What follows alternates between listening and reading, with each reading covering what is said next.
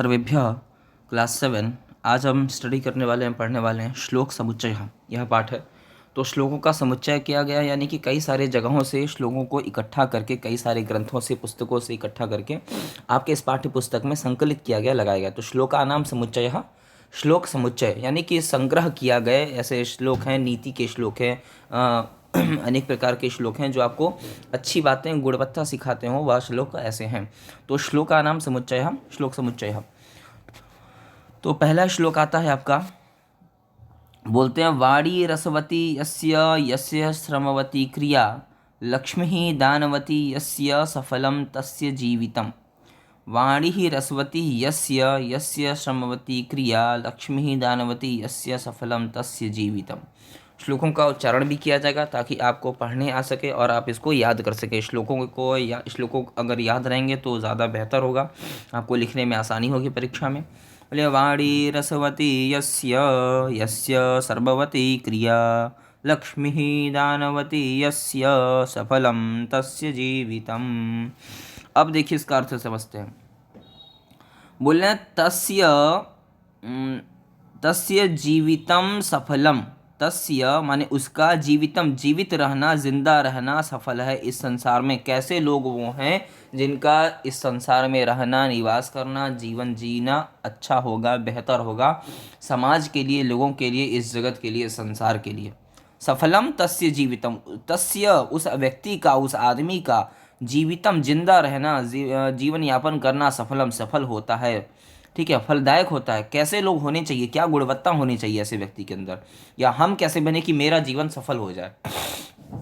बोले यस्य जिसका, तस्य माने उसका, वो व्यक्ति सफल हो जाएगा। बोले जिसका, यस्य माने जिसका, वाणी माने आपकी भाषा, आपकी वाणी, आपकी वाणी भाषा कैसी हो, रसवती हो। रसवती हो माने रस से युक्त हो नहीं, इसका मतलब रसवती शब्द का अर्थ होगा मधुर हो।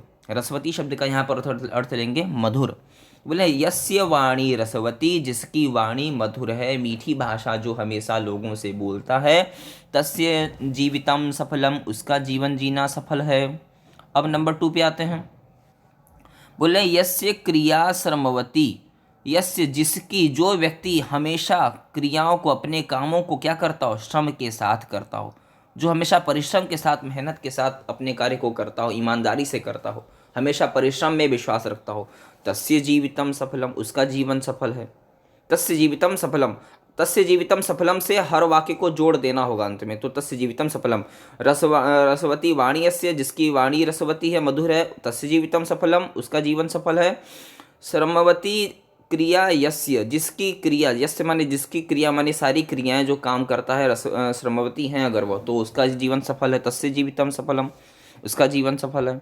और अंत में बोलते हैं कि लक्ष्मी दानवती यस्य, यस्य माने जिसकी, लक्ष्मी जिसके पास इतना रुपए पैसा हो तो वह क्या करे, दान करता रहे, वह किसी न किसी रूप में लोगों की, गरीबों की, समाज की हेल्प कर सके। हाँ, जब समाज पर कोई आपदा हो तो वह समाज के साथ खड़ा हो, अपने सुरक्षा के लिए भाग खड़ा ना हो, बल्कि बोले लक्ष्मी दानवती यस्य, ऐसी लक्ष्मी, ऐसा रुपए जिसके पास हो, जितना जो धनाढ्य व्यक्ति हो, वह क्या करे, समाज के हित के लिए, लोगों के हित के लिए, गरीबों के हित के लिए वह अपने रुपए को, धन को उपयोग में लाए, केवल अपने सुख के लिए नहीं। तो बोले तस्य जीवितम अपि सफलम, उसके जीवन भी सफल होते हैं। बोले लक्ष्मी दानवती यस्य तस्य जीवितम सफलम, यस्य क्रिया सन्वती तस्य जीवितम सफलम, यस्य वाणी रसवती तस्य जीवितम अपि सफलम। इतने लोगों का जीवन क्या होता है, सफल हो जाता है, ऐसा कह रहे हैं। अब श्लोक देखिए नंबर 2। बोले यस्य नास्ति स्वयं प्रज्ञा शास्त्रं तस्य करोति किं, लोचनाभ्यां विहीनस्य दर्पणः किं करिष्यति। यस्य नास्ति स्वयं प्रज्ञा शास्त्रं तस्य करोति किं, लोचनाभ्यां विहीनस्य दर्पणः किं करिष्यति। देखिए, बोले दर्पणः किं करिष्यति, दर्पणः तस्य, दर्पणः किम करिष्यति, यहाँ पर से तस्य ले लीजिए। तस्य शब्द माने होता है उसका, ऊपर भी श्लोक में पढ़े थे तस्य जीवितम सफलम, तो ले उसका, तस्य माने उसका। बोले तस्य दर्पणः किम करिष्यति, तस्य माने ऐसे व्यक्ति का, दर्पण माने शीशा, किम करिष्यति क्या कर लेगा, ऐसे व्यक्ति के लिए शीशा किस काम का है। लोचनाभ्याम विहीन से, बोले कैसे व्यक्ति का, कौन व्यक्ति ऐसा है समाज में जो जिसके लिए शीशा देखना उचित नहीं है, जो शीशा जिस व्यक्ति के लिए शीशा किसी काम का नहीं है, दर्पण। तो तस्य माने उस व्यक्ति का, उस मनुष्य का, दर्पण किम करिष्यति, दर्पण किस काम का, उस व्यक्ति के लिए दर्पण किस काम के लिए है। बोले कैसा व्यक्ति होना चाहिए, बोले लोचनाभ्याम विहीनस्य, विहीन हो, उसके पास ना हो, उससे युक्त ना हो, उसके पास हो ना वो चीज़, क्या चीज़ नहीं है, लोचन माने नेत्र, आँख।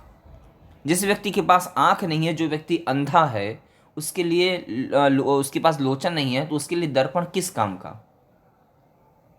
तो बोल रहे हैं कि तस्य दर्पण किम कर्षति, उसका दर्पण शीशा क्या करेगा, किस काम लायक है वह दर्पण उस व्यक्ति के लिए जिसके पास लोचनाभ्याम विहीनस्य, जो व्यक्ति लोचनों से हीन है, जिस व्यक्ति के पास आंख नहीं है देखने के लिए।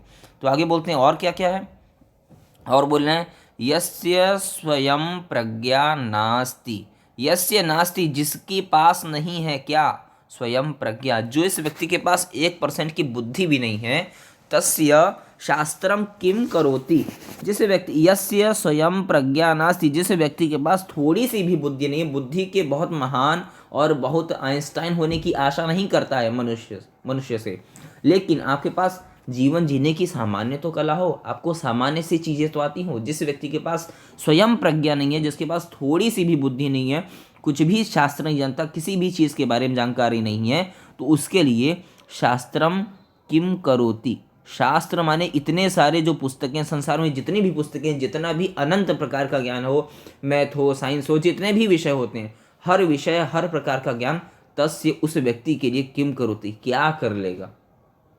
एक मूर्ख व्यक्ति को आप बहुत पढ़ा लिखा करके विद्वान अच्छा बना सकते हैं, लेकिन अगर एक पढ़ा लिखा व्यक्ति किसी मूर्खतापूर्ण कार्य को करता हो, तो उसके लिए शास्त्रम तस्य किम करोति, शास्त्र फिर क्या करेंगे।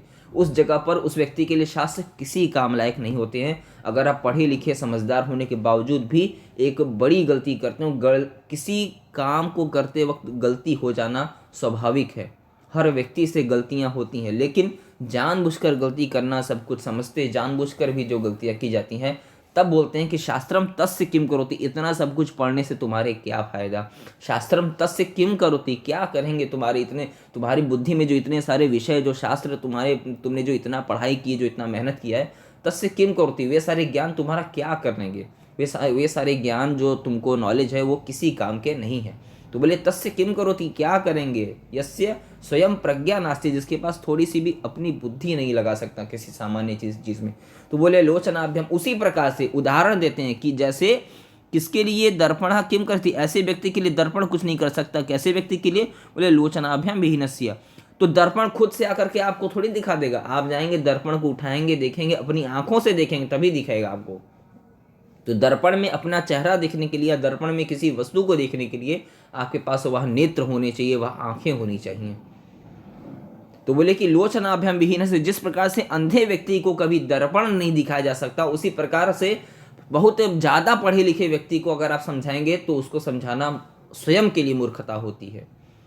तो उसी प्रकार से बोले कि यस्य स्वयं प्रज्ञा नास्ति, जिसके पास अपनी थोड़ी सी भी बुद्धि नहीं है, शास्त्रम तस्य किम करोति, शास्त्र इतना पढ़ने पढ़ाने सब कुछ करने के बावजूद क्या फायदा, फिर शास्त्र उसका कोई हेल्प नहीं कर सकते। शास्त्र जो विद्याएं हैं अनेक प्रकार की, वह उनका उस ऐसे व्यक्ति का कोई मदद नहीं कर सकती जीवन में। जैसे लोचनाभ्याम, जैसे कि लोचनाभ्याम विहीन से, लोचन से हीन व्यक्ति जिसके पास नेत्र न हो, उस व्यक्ति को दर्पण कभी जीवन में नहीं दिखाया जा सकता। उसी प्रकार से बहुत ज़्यादा पढ़े हुए लिखे व्यक्ति का द्वारा जब मूर्खता की जाती है, जानबूझकर कोई गलत कार्य किया जाता है, आप उसको समझाते हैं फिर भी वह नहीं मानता है, वैसा ही। तो इस प्रकार से यह बहुत ही नीति सिखाने वाला श्लोक था। तो बोले यस्य नास्ति स्वयं प्रज्ञा शास्त्रम तस्य करोति किम लोचनाभ्याम विहीनस्य दर्पणः किम करिष्यति। नंबर 3 श्लोक। शैले शैलेन माणिक्यं, शैले शैलेन माणिक्यं मौक्तिकं न गजे गजे साधव नहि सर्वत्र चन्दनं न वने वने। शैले शैलेन माणिक्यं मौक्तिकं न गजे गजे साधव नहि सर्वत्र चन्दनं न वने वने। अब क्या कह रहे हैं, शैले शैले न माणिक्यम, माणिक्यम न शैले शैले। माणिक्य माने मोती, यानी कि मणि, एक प्रकार का जो विशेष रत्न होता है मणि। जैसे सांप की, सर्प की जो एक मणि होती है, हाँ, सूर्य मणि होती है, चंद्र मणि होती है, अनेक अनेक प्रकार की जो मणियाँ होती हैं, जो सबसे उत्तम पदार्थ माना जाता है, द्रव्य माना जाता है। बोले कि माणिक्यम, ऐसे जो मोतियाँ होती हैं, जो माणिक्य होता है, न शैले शैले, हर पहाड़ को खोदने से, आपको तोड़ने से, हर पहाड़ को खनने से माणिक्यम न, माणिक्य नहीं मिलता है। आप हिमालय को अगर तोड़ देंगे, हिमालय को खोजेंगे, हिमालय में अगर गुफाएं बनाएंगे, तो आपको कई प्रकार के रत्न, कई प्रकार की अनोखी दुर्लभ चीज़ें प्राप्त हो सकती हैं। इसीलिए हिमालय की इतनी विशेषता है। तो शैले शैले न माणिक्यम, अगर आप संसार में हर पहाड़ पत्थर को जाके तोड़ने लगेंगे, खोदने लगेंगे, तो आपको मणि नहीं मिल जाएगी। संसार में कुछ ऐसे ही पर्वत पहाड़ हैं जहाँ पर आपको मोती मिल जाए, माणिक्य मिल जाए, ऐसी कुछ मणियाँ, ऐसे कुछ रत्न मिल जाएं जो अमूल्य हों। तो बोले मौक्तिकम न गजे गजे। मौक्तिकम माने वह जो मौक्तिक होता है, जो मोती होता है, वह गजे गजे, हर हाथी में जो मद होता है वह नहीं होता। ठीक है, मौक्तिकम न गजे गजे, तो उसी क्षम्यताम, बोले मौक्तिकम न गजे गजे, हर गज में, गजे गजे, गज माने हाथी में, हर हाथी पर मोती नहीं होता। ठीक है, तो तो बोले कि साधवा नहीं सर्वत्र, साधवा नहीं सर्वत्र, इस संसार में आपको अनेक प्रकार के लोग मिलेंगे, हर तरह का व्यक्ति मिलेगा, बहुत ज़्यादा धनवान, बहुत ज़्यादा गरीब, बहुत ज़्यादा पढ़ा लिखा हुआ, बहुत ज़्यादा मूर्ख, बहुत ज़्यादा शिक्षित, बहुत ज़्यादा कुशिक्षित, कुलीन भी मिलेगा, सुलीन भी मिलेगा, हर प्रकार के लोग। तो साधवा नहीं सर्वत्र, आप हर व्यक्ति से मित्रता तो कर लेंगे, लेकिन हर व्यक्ति वह साधु नहीं होगा, अच्छा मित्र आपका नहीं बन पाएगा, हर व्यक्ति आपका अच्छा मित्र नहीं बन सकता। इसलिए जब मित्र की तलाश करिए तो अच्छे व्यक्तियों में करिए, मित्र को परख कर देखिए। तो साधवा नहीं सर्वत्र, सर्वत्र माने सभी जगह, साधवा नहीं, आपको हर जगह साधु नहीं प्राप्त होंगे। इस संसार में अगर भलाई भी है तो इस संसार में बुराई भी है। एक वाहन जो आपको कहीं स्थान पर, किसी स्थान पर पहुंचने में मदद करता है, जल्दी से जल्दी आपको पहुंचा देता है, वही वाहन आपको एक दिन मार भी देता है एक्सीडेंट में। तो साधवा नहीं सर्वत्र, हर एक अच्छी चीज़ का एक दूसरा बुरा पहलू भी होता है। साधवा नहीं सर्वत्र, हर जगह आपको साधु व्यक्ति ही नहीं मिलेंगे। तो बोले चंदनम न वने बने, हर वन में जाकर के आप तलाश करने ले तो हर वन में आपको चंदन का पेड़ नहीं मिलेगा। लिपट रहत भुजंग, इतना विषैला होने के बावजूद भी सर्प इस अनोखे प्रकार के चंदन जो पेड़ होता है उसमें लिपटा रहता है। तो चंदन की अच्छाई है या फिर सर्प की अच्छाई है? ये चंदन की भलाई है, चंदन की अच्छाई है कि चंदन इतना सुगंधित, इतना मीठा, इतना सरस होने के बावजूद भी विषधर को, नाग को, सर्प को अपने ऊपर चढ़ाए रखता है, अपने ऊपर रखे रहता है। नहीं तो हर चंदन के पेड़ को आज के समय काट दिया जाए, अगर उस पर लिपटे न रहे भुजंग, तो यानी कि जहाँ जहाँ अच्छाई है वहाँ पर बुराई भी रहती है। अगर अच्छाई को रक्षा करना है तो कुछ बुराई का भी सहारा लेना पड़ता है। एक वाक्य ऐसा कहते हैं ना कि अगर किसी व्यक्ति के प्राण को बचाने के लिए झूठ बोला जाए तो वह झूठ नहीं होता। तो उसी प्रकार से है कि साधवा नहीं सर्वत्र, शैले शैले न माणिक्यम, मौक्तिकम न गजे गजे, वने वने चंदनम न, हर जगह आपको हर चीज़ नहीं उपलब्ध हो सकती है। अगर आपको कोई चीज़ प्राप्त करनी है तो उस स्थान पर आपको जाना होगा, किसी चीज़ को पाना है तो उसके बराबर उतनी मेहनत करनी होगी, तब वह आपको प्राप्त होती है। तो यह श्लोक आपको परिश्रम के लिए, मेहनत करने के लिए सिखाता है कि शैले शैले न माणिक्यम मौक्तिकम न गजे गजे, यानी कि ये इस श्लोक से यह भी आपको बता रहे हैं कि जो चीज़ संसार में आपको अभी तक प्राप्त हो गई या भविष्य में प्राप्त होगी, तो उसके लिए आपको थैंकफुल होना चाहिए, आपके मेहनत का, आपके गॉड का, आपके परमेश्वर का, कि वह चीज़ आपको प्राप्त कराई। ये नहीं कि आप घमंड में चूर हो कि ये तो सारा कुछ आपने अपने बल पे प्राप्त किया है, क्योंकि बहुत सारे ऐसे लोग हुए संसार में कि जो बल से, हट से प्राप्त तो किया था, लेकिन वो चंद मिनटों में ही उड़कर खाक हो गया। तो बोले कि शैले शैले न माणिक्यम मौक्तिकम न गजे गजे, साधवा नहीं सर्वत्र चंदनम न बने बने, यानी कि आपके पास जो कुछ भी है उसका आप थैंकफुल बनिए, उसमें मेहनत करिए, उसमें परिश्रम करिए आप, और उसको और आगे बढ़ाने का प्रयास करिए। अगला श्लोक बोलते हैं चंदनम शीतलम लोके चंदनादपि चंद्रमाः, चंदन चंद चंद्रयोर मध्ये शीतला साधु संगति। चंदनम शीतलम लोके चंदनादपि चंद्रमाः चंद्र चंदनयोर मध्ये शीतला साधु संगति। वही श्लोक आ रहा है। बोलते हैं कि शीतला साधु संगति, साधु की संगति है, अच्छे व्यक्तियों की संगति हो रही है, आपस में मित्र बन जाते हैं। दो लोग कैसा होना चाहिए, एक व्यक्ति दूसरे व्यक्ति का तभी मित्र बन जाता है, तभी अच्छा मित्र बन जाता है, उन दोनों में कोई ना कोई चीज़ जब मैच खाती हो, किसी प्रकार का स्वभाव, किसी प्रकार की कोई एक ऐसी चीज़ हो जो आपस में मेल खाती हो, तभी क्या होती है, साधु संगति होती है, तभी एक अच्छी मित्रता होती है। संगति माने मित्रता, किससे, एक साधु माने कोई एक ऐसी चीज़ होती है जो हमको आपस में जोड़ देती है एक दूसरे व्यक्ति से। आप किसी स्थान पर जाते हो, रहते हो, कार्य करते हो, वहाँ पर अनेकों लोग होंगे, लेकिन किसी एक व्यक्ति से या कुछ लोगों से ही आपकी मित्रता होगी, पूरे शहर को आप मित्र नहीं बना लेंगे अपना। क्यों? क्योंकि वह असंभव है और सभी से आपका मति मैच नहीं खाएगा, सभी से आपका व्यवहार मैच नहीं होगा। तो जिससे व्यवहार मैच होगा, जिससे मति आपकी मैच खाएगी, उसी से आपकी क्या होगी, साधु संगति होगी, वही आपका अच्छा मित्र बन पाएगा, वही आपका अच्छा हेल्पर होगा। तो बोले शीतला, शीतला शीतल रूपी साधु की संगति हो रही। अब इस संसार में दो कौन सी ऐसी शीतल चीज़ें, शीतल माने होता है ठंडी, कौन सी ऐसी ठंडक प्रदान करने वाली चीज़ें जिनकी आपस में, देखिए यहाँ पर दो ऐसी चीज़ों की तुलना की गई है जिनका स्वभाव हमेशा ठंडा रहना है, और इसी ठंडा रहने का जो स्वभाव है इन दोनों वस्तुओं को आपस में मित्रता करवा देता है। किसका? बोले चंद्र चंदनयोः मध्ये शीतला साधु संगति। साधु माने अच्छी मित्रता, संगति माने हो जाती है, मित्रता हो जाती है, किसके कारण? शीतल स्वभाव होने के कारण, ठंडा स्वभाव होने के कारण। अब संसार में ऐसी दो कौन सी ऐसी चीज़ें हैं जो आपस में ठंडी रहती हैं?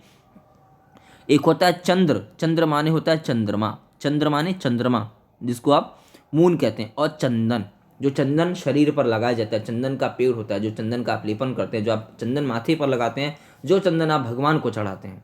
तो चंद्र और चंदन के मध्य में जो शीतल रूपी जो स्वभाव है, वही मध्य, इन दोनों के बीच में जो ऐसा स्वभाव है, वही मध्य संगति ही करोति, वही आपस में इन दोनों को संगति कर देता है, जोड़ देता है एक दूसरे से। और बोले शीतल चंदनम शीतलम लोकेश, लोके इस संसार में एक ऐसी वस्तु है जिसका नाम है चंदन। उसका स्वभाव कैसा है? बोले शीतलम चंदनम, चंदन का हमेशा ठंडा रहना ही स्वभाव है। और दूसरी कौन सी ऐसी वस्तु है? बोले चंद्रमा चंदनाद अपि, और बोले चंदन से ज़्यादा ठंडी तो चंदनात, तो में हलन कर देंगे, यहाँ पर अपि शब्द है, अपि, तो चंदनात और अपि को जोड़ देंगे तो बन जाएगा चंदनादपि, चंदनादपि। ये चंदन से भी ज़्यादा अपि माने भी ठंडक होता है कौन? चंद्रमा। चंद्रमा में इतनी ठंडक होती है कि वो पूरे संसार को रात में ठंडक प्रदान करता है, लेकिन जो चंदन का पेड़ होता है वह तो सिर्फ अपने आप को ही ठंडक प्रदान करता है, वो स्वयं में ठंडक रहता है। तो ये जो थोड़ी सी भी, देखिए चंद्रमा में कितनी ज़्यादा ठंडी होगी, वो कितना ज़्यादा ठंड होगा, वो कितना ज़्यादा उसमें ऐसा तेज है, ऐसा प्रकाश है, ऐसी ठंडी है उसमें कि वो पूरे संसार को ठंडक प्रदान करता है रात्रि में, है ना, शीतलता प्रदान करता है। लेकिन चंदन में बहुत ही कम परसेंट तक ठंडी होती है कि वह सिर्फ अपने शरीर को, यानी पेड़, अब चंदन का जो पेड़ होता है वह सिर्फ अपने आप को ही ठंडक प्रदान करता है, वो पूरे जंगल को ठंडा नहीं कर देता है। तो पूरे जंगल को, पूरे संसार को ठंडक प्रदान करने की शक्ति है चंद्रमा में, और अपने आप को केवल ठंडक प्रदान करने में शक्ति है चंदन की। लेकिन इन थोड़े से भी जो गुण हो रहे हैं, एक दूसरे से मैच खा रहे हैं, चंद्रमा भी ठंडा है और चंदन भी ठंडा है, इसी कारण से चंद्र चंदनयोर मध्ये, इसी कारण से दोनों के आपस में शीतला साधु संगति, यही जो शीतलता है यही एक दूसरे से जोड़ देती है इन दोनों को। ठीक है, तो बोले कि कोई ऐसा जरूरी नहीं कि आप बहुत बुद्धिमान हो तो आपका कोई व्यक्ति जो दोस्त है वह भी बहुत बुद्धिमान ही व्यक्ति आपका दोस्त बने। कोई कम बुद्धिमान व्यक्ति भी आपका दोस्त बन सकता है, आप बना सकते हैं, लेकिन आपके अंदर ऐसी नीयत हो, आपके अंदर आपकी ऐसी चक्षु हो, आँखें हो जो उसकी अच्छाइयों को देखती हो, तब आप उसको अपना मित्र बना लेंगे। अगर बुराई देखना है तो पूरा संसार ही शत्रु है। बोले चंदनम शीतलम लोके चंदनादपि चंद्रमाः चंद्र चंदनयोर्मध्ये शीतला साधु संगति। तो ऐसी साधु संगति कीजिए कि हर व्यक्ति आपका मित्र बन सके। यह जरूरी नहीं कि हर आइंस्टाइन को ही आप अपना मित्र बनाएं। तो जैसा भी हो उसको स्वीकार करें और उसमें परिवर्तन लाने की कोशिश करें, उसको बेहतर से बेहतर, अच्छा से अच्छा बनाने की कोशिश करें। इसी क्रम में इस पाठ का अंतिम श्लोक हम पढ़ने जा रहे हैं। शरदी न वर्षति गर्जति वर्षति वर्षाशु निःश्वसनः मेघः नीचः वदति न कुरुते न वदति सुजनः करोत्येव। शरदि न वर्षति गर्जति वर्षति वर्षासु निस्वनः मेघः नीचः वदति न कुरुते न वदति सुजनः करोत्येव। अब श्लोक को समझिए। कह रहे हैं कि शरदि वर्षति गर्जति न, शरदि शरद ऋतु में, शरद काल में, शरद माने होता है ठंडा, ठंडी की ऋतु में, जब जनवरी दिसंबर फरवरी मार्च ये सब चलता है, तो इस ऋतु में, शरद ऋतु में वर्षति गर्जति न, यह जो मेघ है, यह जो मेघ है, ये जो बादल होता है, मेघ होता है, ये वर्षति नहीं बरसता, न गर्जति गर्जन नहीं करता। कब? शरदि शरद ऋतु में। न गर्जति न वर्षति, बरसता भी नहीं है और न गरजता, या न हल्ला मचाता न बरसता है। लेकिन तो बोले कब गरजता है, कब बरसता है? तो बोले कि जब उसका सही समय आता है, जब मेघ के बरसने का जब सही समय आता है, जब सही काल आता है, जब सही टाइम आता है, जब उसका अपना टाइम आता है। आजकल एक छोटा टैग चला है ना, अपना टाइम आएगा। आजकल ये बहुत चला है, हर जगह देखो, जहाँ लड़के सब लोग पहन पहन के घूम रहे हैं, लिखते हैं अपना टाइम आएगा, पता नहीं कब आएगा टाइम। एक देखे तो कि बूढ़ा व्यक्ति जा रहा था, मतलब काफ़ी उम्र दराज थे उनके, उन्होंने भी शर्ट पहना था, उस पर लिखा था अपना टाइम आएगा। तो हमने देखा, सोचा अब इनका तो टाइम चला गया, अब कब आएगा? तो बोले वर्षति वर्षासु निस्वना मेघा, यानी इतने वो एजेड थे, उस पर लिखा था उनके शर्ट पर कि अपना टाइम आएगा। चाचा तुम्हारा तो उम्र चला गया, अब तुम्हारा टाइम कहाँ आएगा? तो बोले वर्षति वर्षासु निस्वना मेघा, मेघ जो होता है वर्षति बरसता है जब उसका सही समय आता है, निस्वना बिना हल्ला मचाए, शोर मचाए, ज़्यादा चौड़ाम किए, वर्षासु वर्षा ऋतु में, निस्वनः वर्षति वह स्वभाव वश ही बरस जाता है। क्यों? क्योंकि वर्षा ऋतु में बारिश का होना स्वाभाविक है, वह उसका ही ऋतु है, वह वर्षा होने का ही ऋतु है। तो अन्य ऋतुओं में ज़्यादा हल्ला नहीं मचाता, ज़्यादा शोर नहीं मचाता, न वर्षति न गर्जति, कोई ऐसा कार्य नहीं करता। लेकिन जब वर्षा ऋतु आती तो वर्षा ऋतु में निस्वनः वर्षति, बिना हल्ला मचाए वह स्वाभाविक रूप से ही वर्षति बरस जाता है, अपने काम को कर दिया करता है। तो इससे क्या सीखने को मिल रहा है? तो उदाहरण दे रहे हैं, नीचे की पंक्ति पढ़ेंगे आपको पता चल जाएगा कि नीचः वदति, जो नीच व्यक्ति होता है, जो बहुत घमंडी व्यक्ति होता है, जो दुष्ट व्यक्ति लोग होते हैं, दिन भर वदति, दिन भर अगड़म बगड़म बोलते रहते हैं, ये कर दूंगा, वो कर दूंगा, उखाड़ दूंगा, फेंक दूंगा, तहस नहस कर दूंगा। हाँ, बहुत सुनने को मिलते हैं। लेकिन न कुरते, क्षमता नहीं है, केवल कह के सुनाने भर की उनके अंदर क्षमता है। किसके? ऐसे जो नीच व्यक्ति हैं, जो अधम पुरुष हैं, जो दुष्ट हैं, जो खल हैं। तो नीचः खलः दुष्टः वदति, सिर्फ बोलता है, डराता है, धमकाता है, जैसे कि बादल गरजते हैं, डराते हैं। तो न कुरुते, लेकिन कुछ कर नहीं पाते किसी का, वो सिर्फ दिखाने भर के होते हैं। तो कैसा आपको बनना है? तो बोले सुजनः न वदति, भैया सुजनः, जो अच्छे पुरुष होते हैं, जो महान लोग होते हैं, जो कर्तव्यनिष्ठ लोग होते हैं, जो कर्मठी लोग होते हैं, जो परिश्रमी लोग होते हैं, वे न वदति, कभी बोलते नहीं है किसी काम को करने के लिए। करोति एव सुजनः करोति एव, सुजनः, तो जो सज्जन व्यक्ति होगा वह न वदति, कुछ बोलेगा नहीं, बताएगा नहीं आपको। करोति एव, वो तो करके दिखा देगा आपको। सुजनः करोति एव, सुजन व्यक्ति करोति एव, वो तो करके दिखा ही देता है, कोई संशय नहीं है इसमें। तो बोले कि जिस प्रकार से अन्य ऋतुओं में बादल गरजता बरसता नहीं है, हल्ला होड़ नहीं मचाता, यानी कि 12 महीना एकदम गरजता बरसता नहीं रहता है, जब उसका समय आता है, जब सावन आता है, जब वर्षा ऋतु आती है, तो वह बरस के और गरज के दिखा देता है, दोनों ही काम करके आपको दिखा देता है। लेकिन कैसे? तो बोले कि नीचः वदति, जैसे कि नीच पुरुष दिन 12 महीना चिल्लाते रहते हैं, कुछ करके दिखा नहीं पाते, बस हल्ला मचाते रहते हैं। तो बोले कि नहीं, वैसा नहीं बनना है। कैसा बनना है? सुजनः, उस व्यक्ति के समान बनिए जो सुजन होता है, कभी कुछ हल्ला नहीं मचाता, शांति से अपना काम करता रहता है। तो बोले सुजनः न वदति, कुछ बोलता नहीं, बताता नहीं है किसी को, लेकिन करोति, वो अपने काम में लगा रहता है हमेशा, उसका काम हमेशा चालू है, घड़ी की सुई की तरह, कभी रुका नहीं, कभी थमा नहीं।